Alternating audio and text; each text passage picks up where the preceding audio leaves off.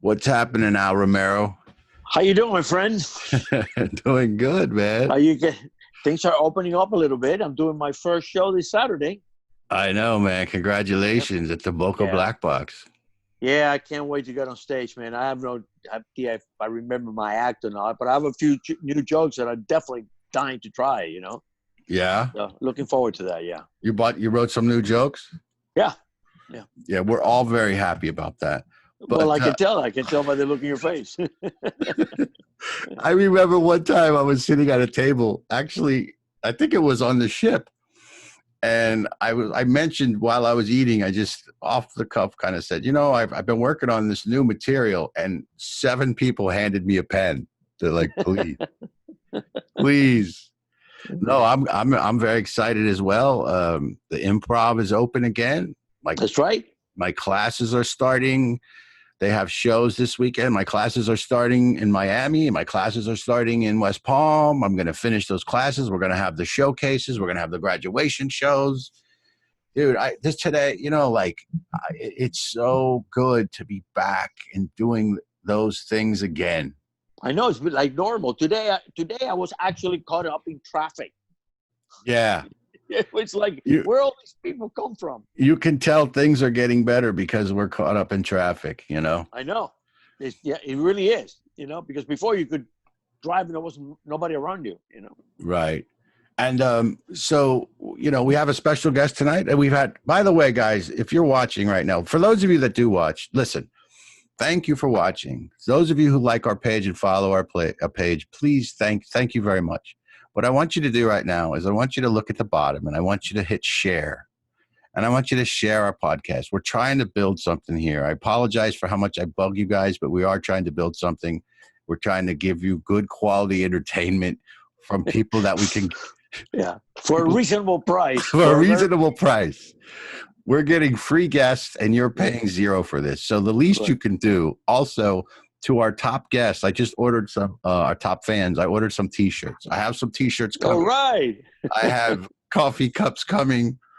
And I want to give it a shout out to Jim Moran because he's always supporting. He's the nicest guy in the world. He supports the show. He does everything. But what I want you guys to do, if you're watching the show, and thanks for joining in, I want you to click share right now, or I want you to start a watch party so all your friends will know. And then, look, we'll write some comments. Let us know what's going on, and we'll get back to you. And if there's something you want us to talk about, there's a question you want to ask us a question, anything you want, and I guarantee we'll get back to you. And I think eventually Mike will become more interactive. I think as the show will go on, maybe we'll be able to take phone calls from viewers and stuff like that. Absolutely. Absolutely. So we have a special guest. Al and I, as you know, have worked in the cruise ship industry. I do not. Al still does. We'll discuss that later. We'll discuss that later. But our special guest is a good friend of ours. He's in the waiting room. I don't want to leave him in there much longer. But he's in the cruise ship industry. We know him for many years. And I'm going to welcome him to the show right now. You all know him and love him. Josh Waitzman, ladies and gentlemen. Josh, there he is. Big Sexy. That's Sexy. Right. Big Sexy. Are you still going by that, Big Sexy? I don't know. The two of you have only been the only ones that have ever called me Big Sexy. I'm just saying. Are you really? Are you kidding me? Bullshit. Everybody calls him Big Sexy. He calls himself Big Sexy, which tells you he has no pride. Wow. Wow. No, listen, I just have no problem making a fool of myself. But yeah. You do that very well. I always got the whole, hey, how did you get your nickname thing when I was on the ships? And it's not obvious. I mean, I thought it was. It's not obvious. It's obviously confusing. And the only thing I could think of was, I got the name a long time ago because of, all the famous ladies that I've been with. Yeah. Can you mention one? Sarah Lee. Betty Crocker, Wendy. Wendy. I had a crush on Little Debbie once. Yeah. I crushed Little Debbie once. Actually. I didn't. You know what? I didn't recognize you without your name tag. And I told him to wear his name tag. I have my name tag. I don't even know where it is. I have it somewhere, but I don't remember where it is. Would you like to see my name tag? This is my official name tag. He reached you got the Trouble old Master. school. What does it say though? Trouble Master. Now, an MSA gave me this one day in MSA that's what they're called, right? MSA. And she goes, "Here, I made you something." And I'm like, "Oh, thank you." And I put it on, and she goes, "No, you can't wear that." I go, "Why?" She goes, "You might get in trouble." I go, "That's the whole point. It says Trouble Master."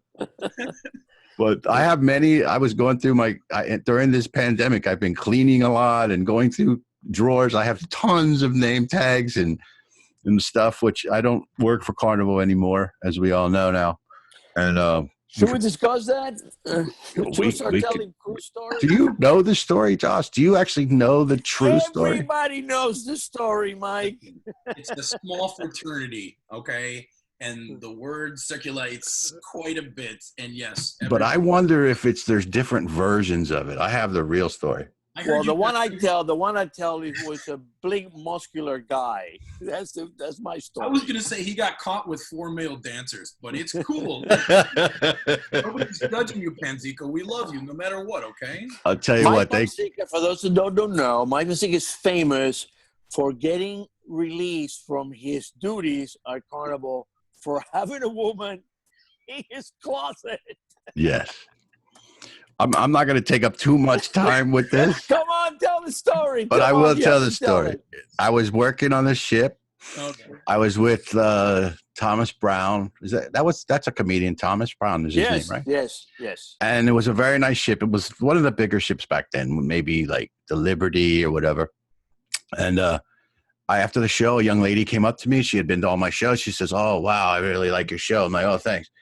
So I went down to the crew bar. Or actually, she said, "Would you like to go have a drink with me in the disco?" And I said, "Well, I'm going to go down to the crew bar. Maybe I'll come back." I went down to the crew bar. I was hanging out with the staff, and I thought to myself, "Wow, I left that girl up there all by herself," and I felt badly. So I went upstairs.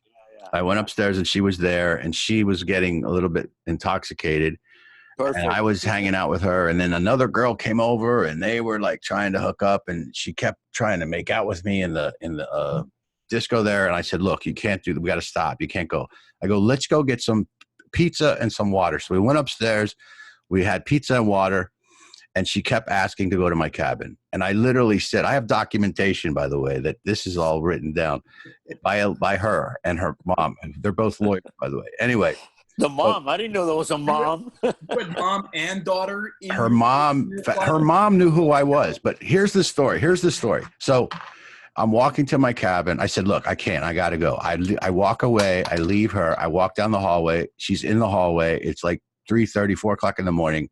She follows me to my cabin. She wants to come in. And I'm like, "All right, I go, who are you cruising with?" She goes, "My mom and my brother." I go, "Aren't they going to be worried about you?" She goes, "Nah, they're drunk and passed out." I go, "All right, come on in." She comes in. We're hanging. And meanwhile, Josh, the phone is ringing off the hook. And I think it's a certain young lady who used to regularly call me at that time on the ship to come and, share stories. And what was his name? Billy. So I'm not answering the phone. I'm watching a Yankees game and doing a few other things. Anyway, literally. Yeah, you're up to bat. I'm up to bat. And I made it to first base, second base, third base. Finally, I answer the phone. I'm like, "What do you want?" "Michael, this is security. Could you please come to the door?" Okay. So I come to the door. They show me a picture of this girl. "Have you seen this girl?" Meanwhile, what happened was the mother who was not supposed to worry and everything, guess who woke up and filed a missing persons report on her daughter? That's it. That's it. They're literally going around the ship with a picture. "Have you seen this girl? Have you seen this girl?" And they said, "Yeah, she was with the comedian earlier." So they go, "Michael, have you seen this girl?" I go, "Yeah, I've seen her, but she's not here." And they go, "Do you mind if we come in?" And I go, "No, come on in." I don't know what I was thinking. Maybe. Yeah, come in. The cabin is this big. I'll give them a huge tip. I don't know what I'll do. So I walk into my cabin, and you guys know how big the cabins are. And she's nowhere to be seen. So I assume she's in the bathroom. And I look, and the security guard goes, "She's not in there." And I go, "Oh." And then I go, well, I know now I know she has to be. So I open up the closet door. She's in the closet, but they're behind me. I go, nope, not in there. And I close it. And then I open up the other closet door and left it open. They go, do you mind if we look in there? And I go, no, go ahead. And there she was in the closet. So now they take her, they take me, and everything, you know, I answered all the questions. I got drug tested, alcohol tested, everything. And then they made her file a report, blah, blah, blah. So anyway, that I thought I was going to get fired. I'd be off the cruise. We got to Cape Canaveral. I'm there. And Steve Nisley was a cruise director. And I forget the assistant cruise director guy. Corey was assistant. And we meet with the captain and the staff captain. And they're all there. Security's there. And the ship is already leaving. The ship is leaving. So I'm not getting fired, I think. And they go, Michael, listen, we love you. You're a good comedian. You make us a lot of money. You haven't been in trouble in many years. We just, it's really the mother. The mother is the problem. But we just you can't have a girl. We all do it, Michael. We know this.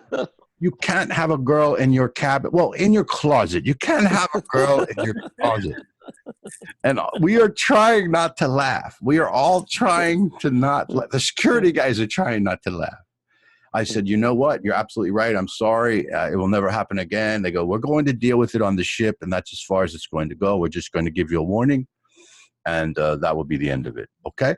Yes, sir. Thank you so much. I appreciate that. And Nisley was like, that is the nicest staff captain I've ever met in my life.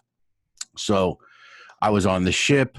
People are sending hot girls over to me all week to see if I could cave in. Actually, a couple I think were just coincidental. And then I would notice people will stop making eye contact with me. Like security stopped making eye contact. And I had a bad feeling. So I did the cruise, and then I got off, and I shook hands with the staff captain on the way off. I went to St. Thomas. I was with Thomas Brown. I'm driving home. I think it's all over with. I think, wow, this is great. I dodged a bullet. It's all taken care of. I go to my email in my car from Virginia. It says, we hereby terminate our relationship, our professional relationship. Oh, no. I'm in such denial. I actually think she's quitting her job. And then I read further, and it says, your schedule has been canceled. You will get no future gigs. So I wait a day because I was actually kind of getting tired of it and everything. And I was like, I wait a day. I call Virginia. I go, what do you mean no future gigs? Like none? She's like, I don't know whether to hug you or yell at you. She goes, it's not the ship. It's the office, because the paperwork went to the office. They have a zero tolerance policy. And she goes, I'm so sorry. And that's what happened. And then the mother wrote a letter to everybody, and they wouldn't discuss it. And the daughter wrote a letter to everybody. She was 26 years old. She felt bad. The mother was like, oh, you were with the comedian. I didn't know. If she would have just told her mom, we wouldn't be in this situation. Well, it's too bad. And I got to tell you, as cruise director, I mean, because I was on the ships, I mean, probably not as long as you guys, I don't think. But I was on the ships for, just under 14 years. I was a cruise director for over 11 years. In fact, I think I even wrote a few of you guys up a couple times. I don't even remember it, probably. I don't think so. No, because I wouldn't. I probably should. But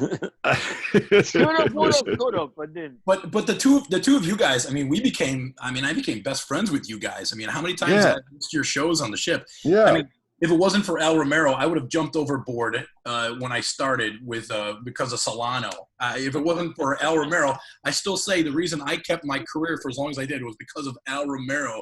Kept me sane one night. Do you remember that, Al? Remember back? Yeah, of course I remember. I was going to kill George Solano. If you guys don't know George, I mean, George is a punchline comedian for how many years now? He was a cruise director for 10 years. He was my mentor. But I wanted to kill him. I mean, I couldn't tell you how many times him and I went at each other's throats, but, you know, he's just a tough guy. Al, if it wasn't for you, I would have jumped overboard. I swear to God. Well, I just told you something. I said, don't look at it to the fact that he's on your back. Look at it that you're learning, you know, how to be a cruise director. And you did. You learned how to be a cruise director by all the shit that he threw on you. Yeah. You know? I made me thick-skinned. I mean, look, there's nothing I can't handle. Right. You know, I know. I've been through a lot of stuff, but. So how do you like what you're doing now? I love it. I mean, I know this. I miss being on board. after 14 years at sea, I think it was kind of like I was almost ready to go myself too. And my wife and I have been trying to have a family for a long time, and in 2016, finally did it. I still don't know who the father is, but we had a kid. So I got my little girl's 3.5 years old right now, but I couldn't imagine being out at sea for 6 to 8 months anymore. And oh no, you can't do that. No, yeah, no way. And I love being a dad. I'm a girl dad, and I'm proud of it. Good for you, buddy. And I just moved into the corporate office. I figured, I've been on over 2,000 cruises in my life, on 24 different Carnival ships out of 27 in the fleet. I've been around the world. I've done my traveling. And now it's time that I actually grow up and put on my big boy pants and get a real job. Okay, and what is your real job? Yeah, what is your real job? So I am an elite. My official title is elite personal vacation planner. I'm working Carnival's consumer sales and service division. And so I literally just jumped off the ship from after cruise directing for 11 years, and I moved into the office. And the good thing is, I've always loved Carnival. I've been with Carnival for a very long time. They were family. I've got some great connections. I got amazing stories. I should probably write a book. It's probably good. Yeah. No, I don't know how much time we have, but I've got some stories. No, you're going to tell one of your stories. You have time. Go ahead. But, it was my chance to stay with the company. It was my chance to kind of, still do the things that I love. And I figured, nobody knows the ports or the ships or excursions or itineraries better. And, I'm not a arrogant guy, but I love doing this. And if I can help somebody and plan their trip instead of entertaining them directly, it still gives me a chance to do what I love to do. Right. But okay, and it's an industry that I love. I tried to get a job designing the closets, but they wouldn't let me. But anyway. Didn't work too well. I still don't understand what you do. Okay. What does an elite planner mean? What does that mean? I don't think him explaining it is going to help you understand. So in layman's terms, for Al Romero, Josh, I understand it. I don't know why he doesn't understand. Wait. He still doesn't understand that we're on TV. He doesn't. Wait. Go ahead. I book cruises for a living. He thinks we're on the Tonight Show right now. He doesn't understand. We're on radio. Is that what he says? He doesn't understand why he can see us on his screen still. Go ahead. Stand-up radio. No, but go ahead. Oh my gosh. No, I basically plan out people's vacations instead of entertaining them on board. I actually book the cruises. Individuals or groups? Both. Both. I do both. And I do a little of everything. And it was amazing because I had such a great network built up, and I had social. Well, that helped a lot. That helped you a lot. Right? I think when you were a cruise director, you had a big sexy page on Facebook, right? I still do. I still do fan page. And then are we supposed to do? Did this get canceled? I know I was going to do some kind of party for you. Did that get canceled? Was that? No. Each year, just because I love being on the ships and I still miss it, I do a big sexy flashback voyage. So I actually have some of my best friends, people that I met on the ships, and some family members and everything, and I set up a big group cruise, and I have a blast, and I set up activities and stuff on board. I'm not the actual cruise director on board. There's an actual cruise director, but I lead a group. We do activities. I set up private excursions. We do meet and greets. And before the cruise, I'm doing a whole meet and greet, and I wanted to do a big comedy show. And I asked both of you guys to come in and do a shorter set for me, and I'm gonna have a whole big setup. When is it? November. So the cruise this year is going to be on the Breeze. It's out of it's out of Fort Lauderdale. Right. And the night before, we're getting together. It's at the Hotel Morrison, which is right between the port and Fort Lauderdale International. So you finally found a place, because I know I was looking for places. You found one you liked. Okay. Found one I liked. It's got a good room and everything. But we've got the first year I did it, which was right after I got off the ship, there was about 60 people that went. The next year I had 150. And this year we've got about 265 people that are scheduled for this. It gets bigger and bigger and bigger. So, and it's just people that have taken me on as a PVP, personal vacation planner, and it gives me a chance to meet up with them at least once a year, face to face, and have a little fun and let loose and scratches an itch. I miss being on the ships, but So, yeah, my family comes and we have a blast. We go to town. So let me ask you something. When you came to Carnival, you were a social host, right? Mm-hmm. Yeah. And did you want to become a cruise director? Is that what you wanted to do? I didn't even know what a cruise director was. I Right. had no idea. I started as a host. I was doing karaoke and calling bingos and stuff. My wife, funny enough, Susan, I met her my second day on board. She was a production singer dancer. She was a performer in the shows. She was the one that said, "What are you doing and hosting karaoke? You need to be a cruise director." And I go, yeah. What's that? What do I do? What do I got to do? Where do I sign up? Where do I sign? So, and the next contract I ran into, speaking of George Solano, and my third contract, I mean, it was really, really quick. I was an assistant cruise director. Then I started taking over. First time I ever took over, Solano actually blew out his back on the Elation in May of 2006. So it was 2 years with the company. Then I had to take over for a couple of weeks. So, and then it was kind of all downhill from there. And, God, I was cruise director on almost 20 different ships. What did you like about being cruise director? And you guys know this, there was something for me. I always loved the performing part. And then cruise director, one of the behind the scenes thing was that, I was in charge of the whole entertainment department, right? So it was a lot of budgeting and meetings and reports and all the crap that I hated doing. But my favorite part was getting on stage in front of 1,000, 1,200 people and hosting a show or hosting these parties. And, and you just have them in the palm of your hand. You guys, I mean, if anybody understands, you guys know. And I love being on stage. I always loved that part. It was the hardest part about my transition to being a PVP. Now, whose jokes worked better for you, Al's or mine? Well, listen, I could have done Al's routine. Me too. I could probably still do it. Unfortunately, I do it in my sleep. I might need you Saturday. You know what's so funny? He said, Josh, he's told me he's afraid. He's a little nervous about going on stage because he might forget his act. Yeah, I will. But Al was one of the most brilliant comedians of just doing the stuff off the cuff. I agree. Stuff. I loved Al's shows just for the. I loved Al's shows too. I could do the first 15 minutes, and then after the first 15 minutes, it was like, all right, go. Right? Al is my mentor. Al's the one that got me on the ships. Al got me on the ships. Yeah. And I'm the one that sent the woman to the closet. He would call me when I was new. I was about 14 years there, but I was new and I was nervous and I wasn't sure if I did a good job. John Heald actually was my first cruise director who hired me. Really? And I remember Al would call me. He would do this all the time. He'd be like, he'd leave me a message. I'd get off in port. I'd get to my voicemail from Al Romero. Hey, Mike, it's Al. Listen, are you okay? I hope everything's all right. I just got on the Victory, and they said something about your show. Listen, I don't know. Anyway, give me a call. And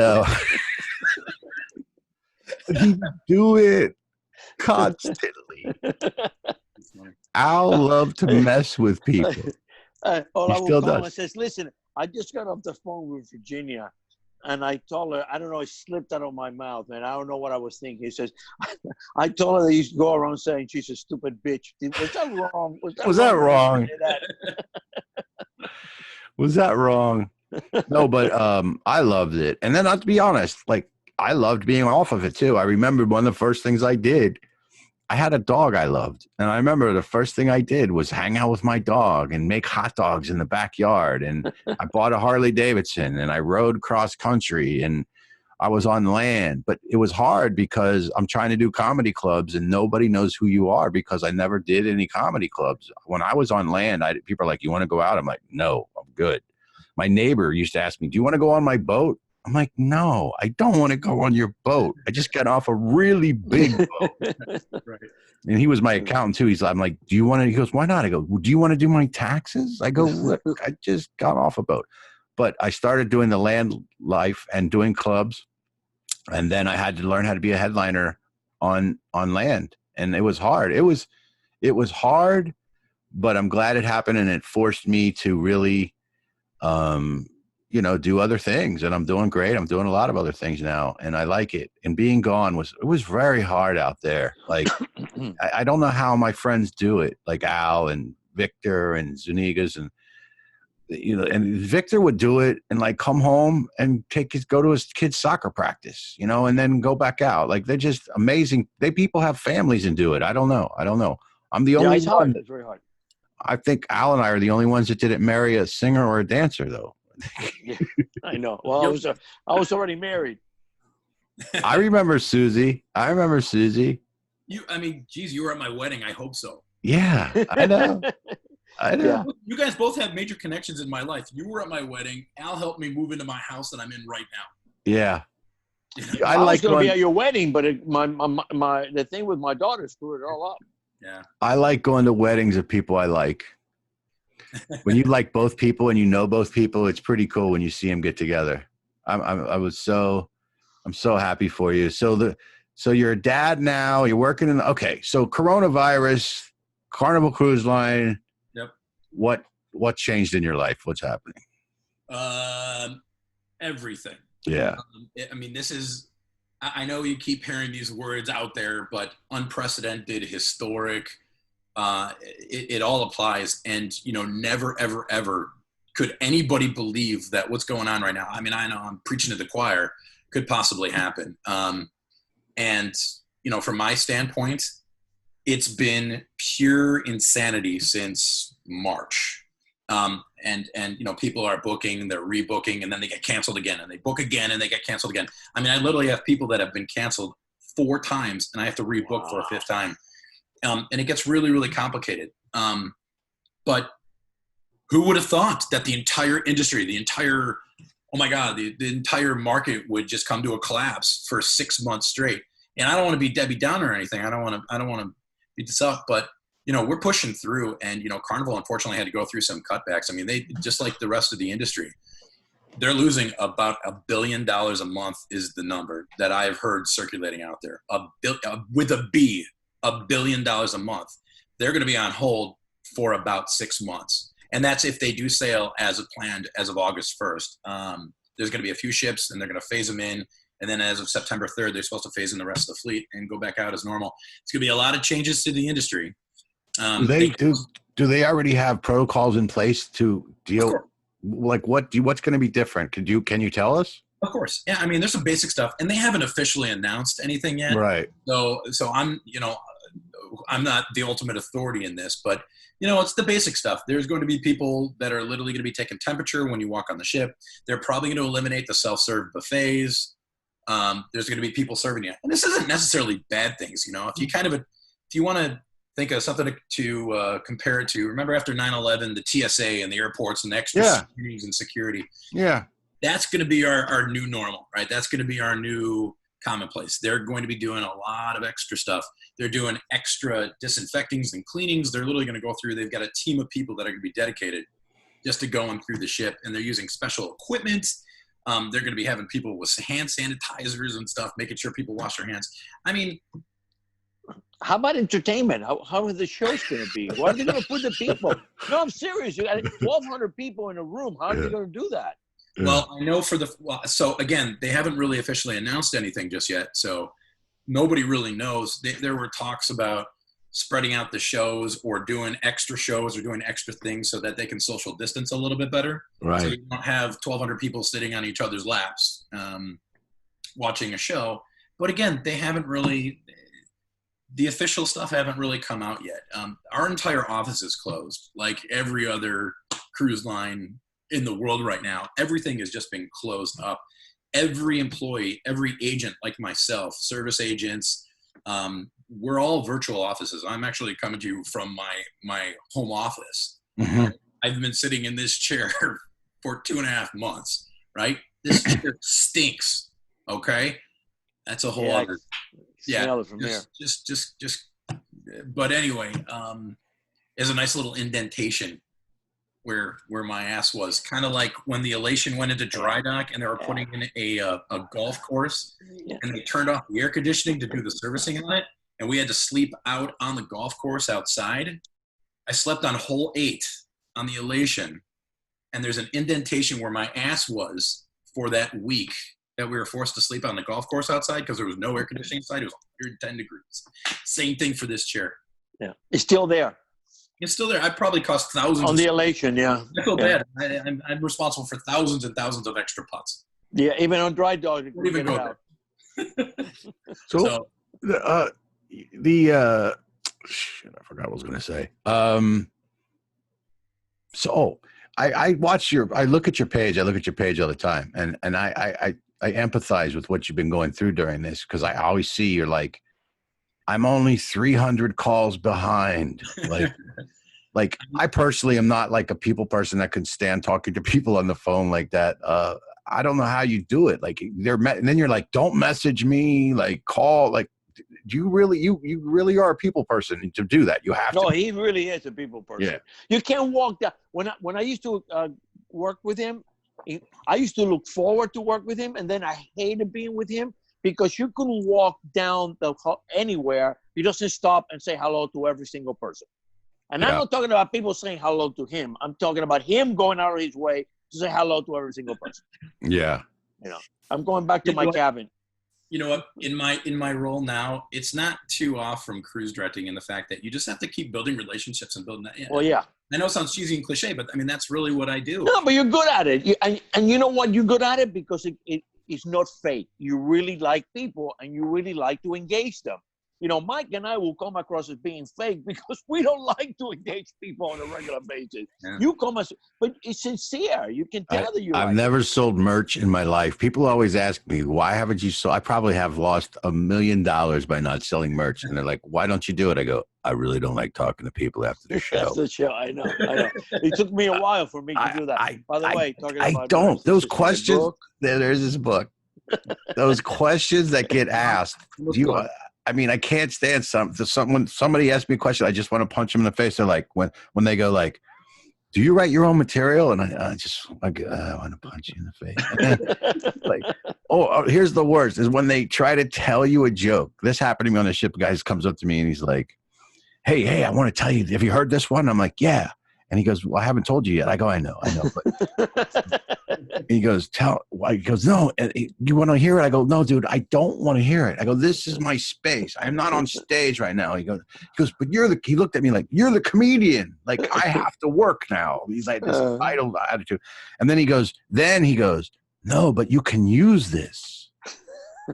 Yeah. And that's when I got pissed off. I'm like, dude, that's like going up to a dancer and spinning around and going, hey, have you ever tried this move?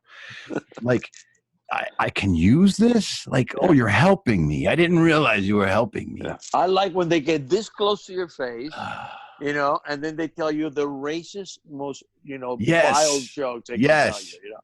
It's like, what would you think that's appropriate? What are you supposed to do in that situation?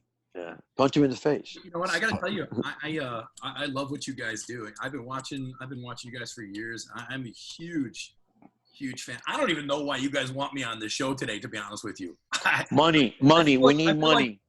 Money. Yeah, no, okay. I'll tell you why. I tell you why. Al can, I'm practicing being fake. Okay. You're doing a great job, by the way. I'm practicing my people skills. No, but here's why, because I'm very into this thing. By the way, this doesn't even feel like work to me. It feels fun and it's creative. And I'm very jazzed by it. And I always wanted to do radio, and I was on radio for a little while. And it's really what I love doing is talking to people, bringing people together. But we've had people on who I find we have a history. I think you're a great guy. I think you're funny. We have things in common, and you have a following. And I wanted to I'll give you a chance to talk to your people, which you do all the time, and hopefully have some of your people watch us and see what they think. Oh, listen, I'm going to be posting this on every single one of my pages, and So speaking of that, if right now, I want you to go down and share. I want you to look down and share. Start a live watch party and comment, okay, and share it with your friends. You are the way for us to make something out of this. We need Sonny and share. Do that. And if you do that, I might send you a T-shirt or a coffee cup. I swear to God. So, Josh, tell us a story, man. Come on, for the people, all of your fans, all of the people that are watching right now. When you were cruise director, tell us one of those amazing things that happened. I'm thinking about saving it for a book. I guess anybody could be an author nowadays. Yeah, did I show you my book? It's available on Amazon at any time you want to. Amazon. I don't know. I've got a ton of stories. Just pick one. A lot of them aren't even appropriate. Well, Let's show. Okay, let's come up with a theme. Like okay, so we'll Go ahead. this one. How about the one of the racier ones that I've got? You know, you Yeah. talk about your story and finding a girl in your closet. Yeah. Right. I remember getting a call at 3:00 in the morning because one of my hosts, a guy named I'm not gonna even say his name. That's fine. I don't even know he's on my page. I don't even know where he is. I don't even know if he's around anymore. But guy started as a host, and we were training him, and he was a good host. He was really rambunctious. He always got into things, and you know, the guy was like 27 or 28 years old, got caught literally with his pants down on deck 9 forward on the bridge right on New Year's Eve by a bunch of security officers who were doing their rounds on New Year's with a 13-year-old girl. Oh. Wow. 13-year-old girl. And I got called at 3:00 in the morning down to security as the department head, as his manager, and had to fill out the reports with them too. Wow. And I just look at him, I go, dude, you couldn't have at least taken an 18-year-old? At least it would have been legal. You know, like, I don't know. I had things like that happen. How old was he? 47? 27, 28. He was in his later 20s. What did he claim he didn't know how old she was or what? No, he's just like, probably had too much to drink, which is another one of those huge no-nos, right? Right. So Yeah. you got caught with your pants down. That's Probably had too much to drink. Now you're admitting that you're on alcohol. Yeah, right. Yeah, Show me. yeah, officer, I don't have cocaine. I only have morphine and heroin in my car. I'll never forget that one, and I'll never forget on one of the other ships. I was a host with a musician, a guy who played the trombone, and on the old ships like the Holiday. You remember the big plastic shell that went over the? Yeah. I don't know if you guys remember this. There was screws in the room, and it actually opened up. You could get behind the wall, right? Like Yes, I remember that. Like where the sink area is. Yeah. You could walk behind the wall. Right, and hide there. This guy had been smuggling pot onto the ship, right? He literally got busted for drugs. They did a cabin search, right? And they saw that the thing hadn't gotten screwed back in all the way, and they investigated and went behind the wall. This guy had like a massive bag of dime bags of marijuana. And I was the one in the room when they came in. And they started questioning me, and I'm going, I haven't smoked since college, I swear, right? And they did a drug test on me, and anyway, he actually ended up coming out clean, and he actually said, "It's not Josh, it's me. I've done it."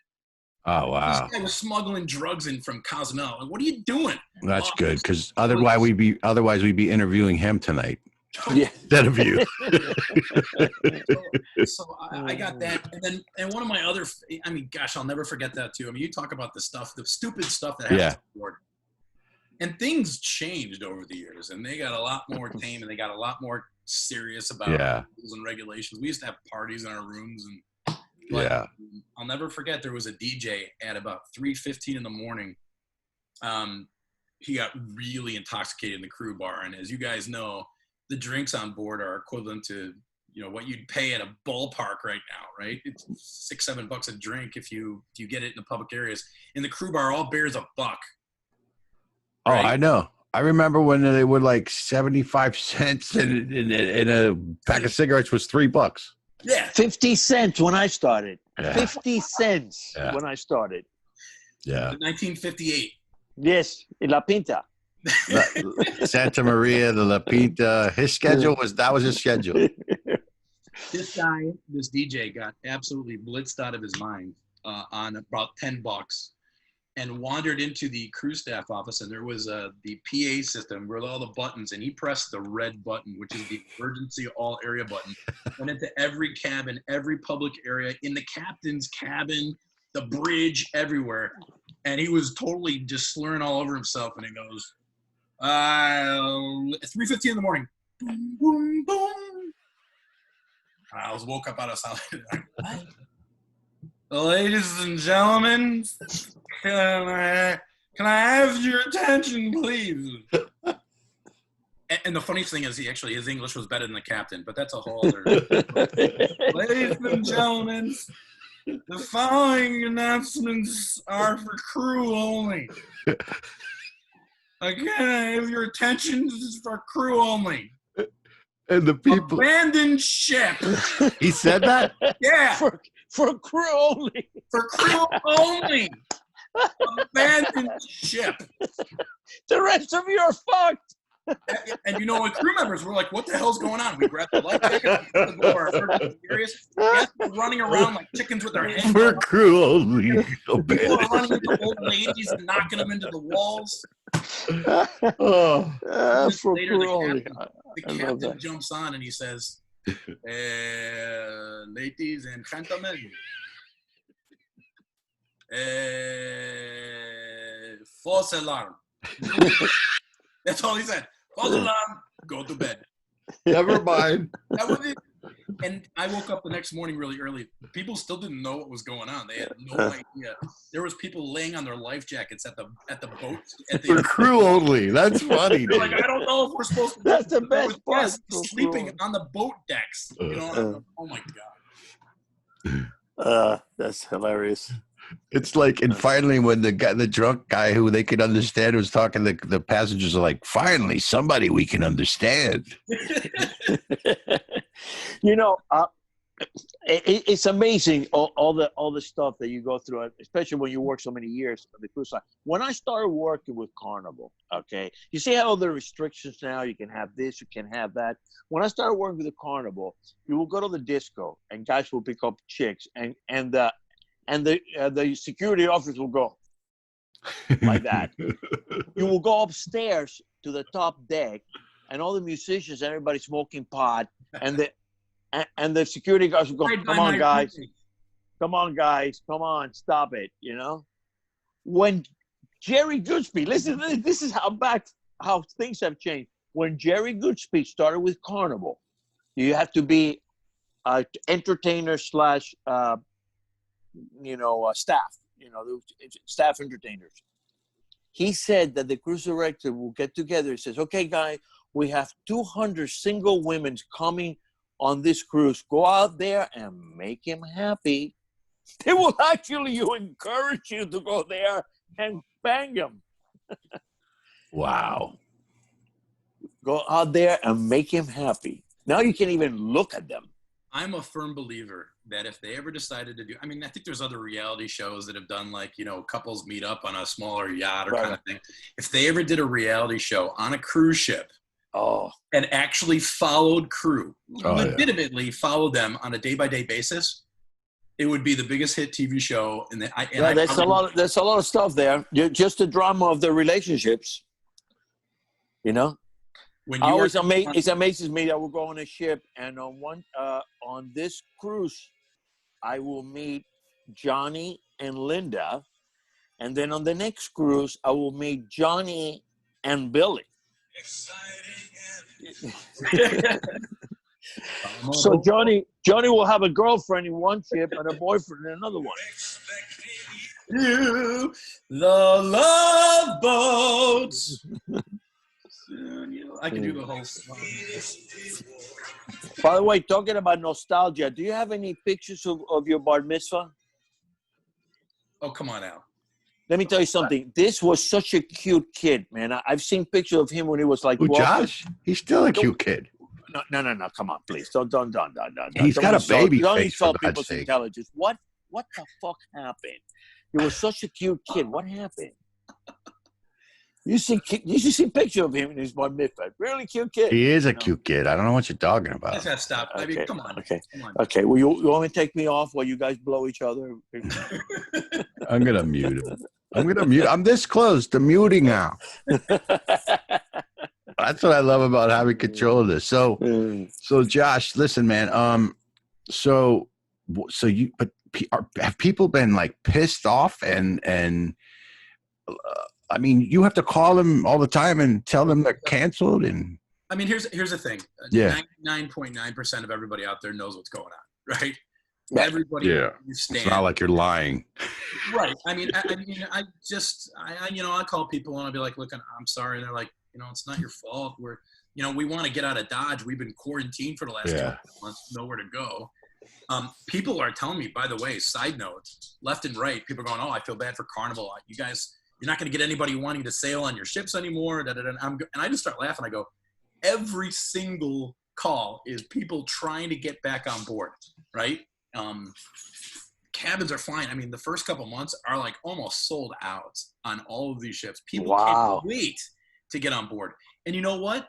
I'll tell you this right now. With the new stuff that they're going to be doing for hygiene and cleansing and disinfecting, there's not going to be a cleaner place in the entire world than on a cruise ship, right? Yeah.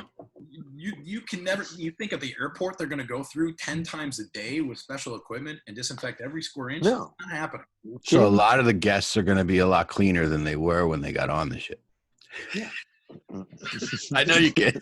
They walk in. You know what that reminds me of? It's like in Shawshank Redemption. They walk in. They get doused with lime. Yeah. Hose them down. To delouse them. You're getting on board now, right? Delouse them. That's another place I visited for a while.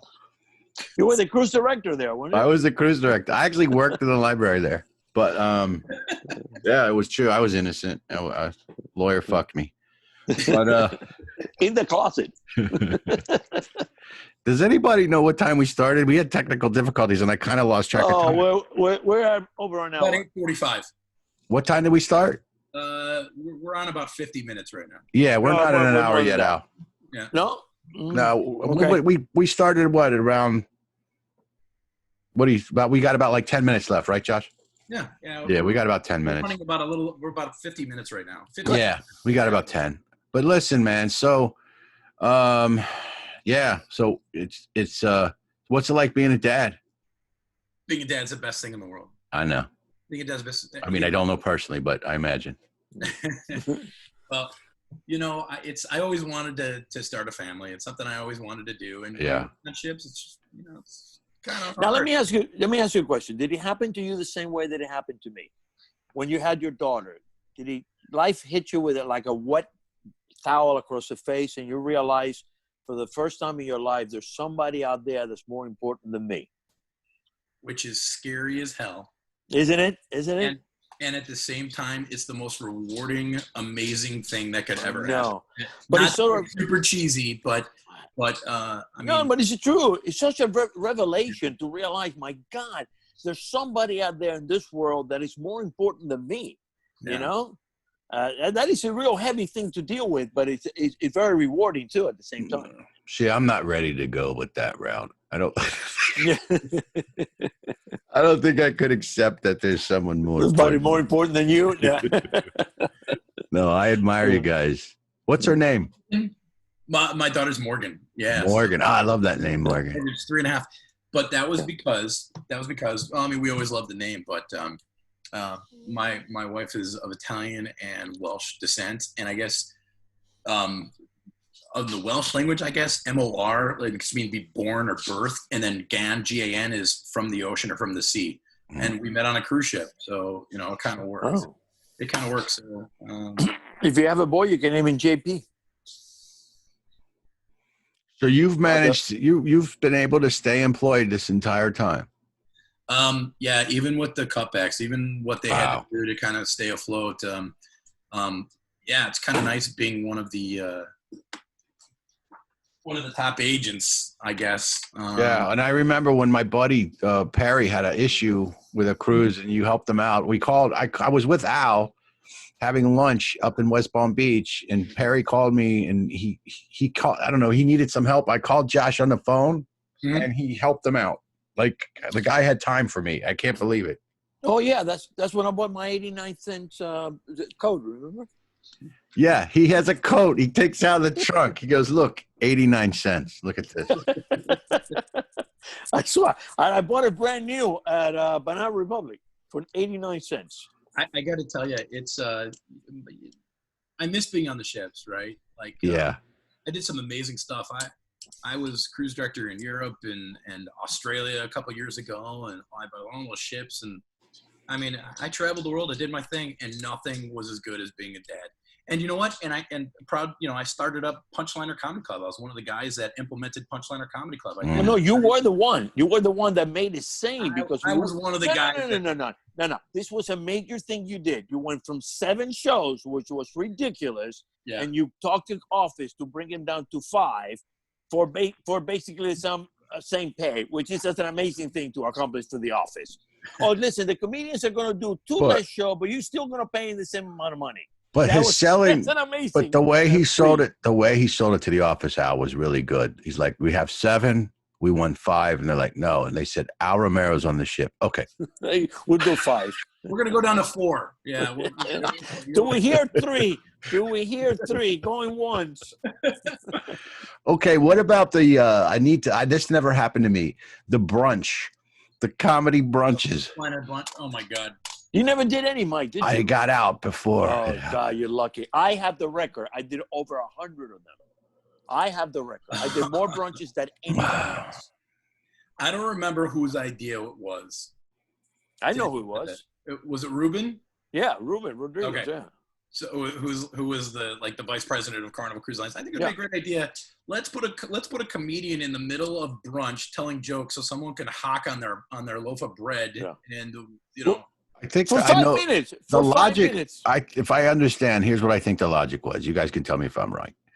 They were, a lot of people were going upstairs and it was too crowded upstairs, and they wanted people to come down to the dining rooms, and the comedians were the most popular thing, so it kind of made sense, but not really. Well, no, it made sense to create something downstairs to bring people down, but comedy was the worst idea they could have come up with. Well, because there's no stage. There's nowhere for you guys to actually be featured, right? You're walking amongst tables, trying to interact with guests, and it's like never did one of my jokes. And then wait, was Lopez was associated with Punchliner Comedy Club for a while, but he's not anymore, is he? No.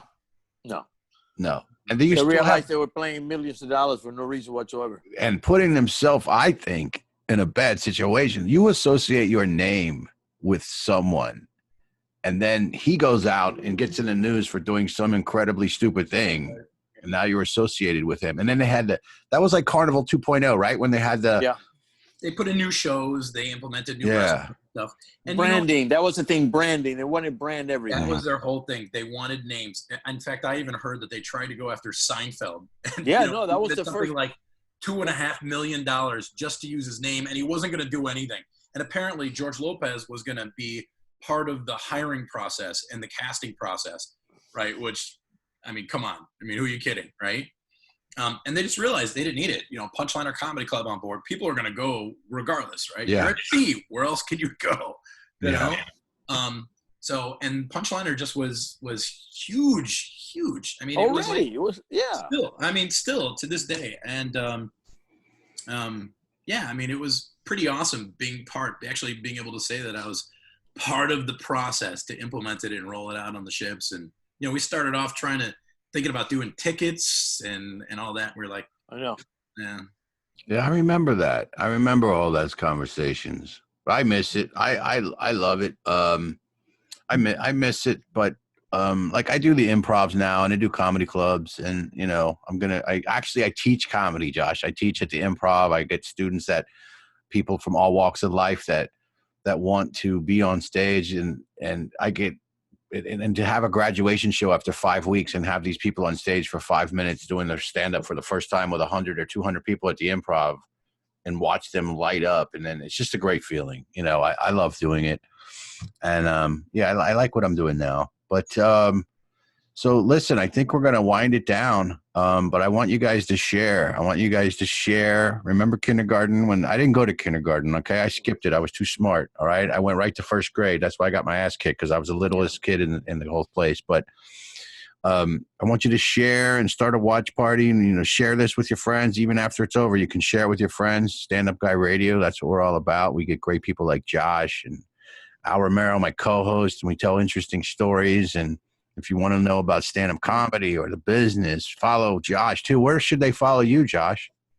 Well, I've got Josh's Funship Family. So Josh apostrophe S, Funship, one word, Funship family. Request to join. I mean, my page is pretty much just for me to connect. You know, it's talk about, you know, you talk about the engaging part, right? It's all social media now. Right. I post, you know, cool cruise articles, and people can contact me if they have questions about trips. And, you know, it's I post cool stories. And Mike, what is it you want people to do now again? What is it you want them to do? Okay. It's share. Share. Share out. I wasn't sure that. And I want them to like and share. Two things that I am not good at. I want them to share and like. Down below, Like and share. Look down, look at us, and now look down and see share. I want you to hit that, and then invite, start a watch party. I want us to go. I hate this world, but I want you to spread the show, not the virus. I want to be viral. I want us to become viral, but I want to kick COVID's ass, you know.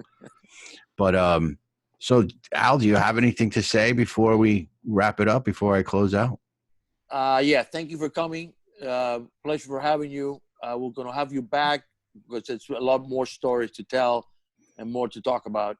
And keep selling those tickets, man, because we need those passengers on the ship so we can go back to telling jokes. Yeah, maybe I'll say hello to Susie for me. And say hi to Susie for me too. I love her. She's awesome. And maybe I could get on as a guest. Maybe I will be able to. Maybe you could get me on as a guest. I don't know if I'm allowed or not. I just give me a cap. You are. Of course you are allowed. Just don't.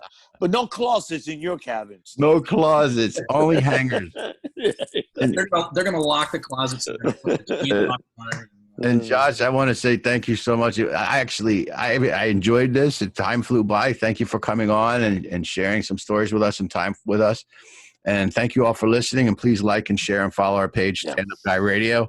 Thank you all for listening, and good night.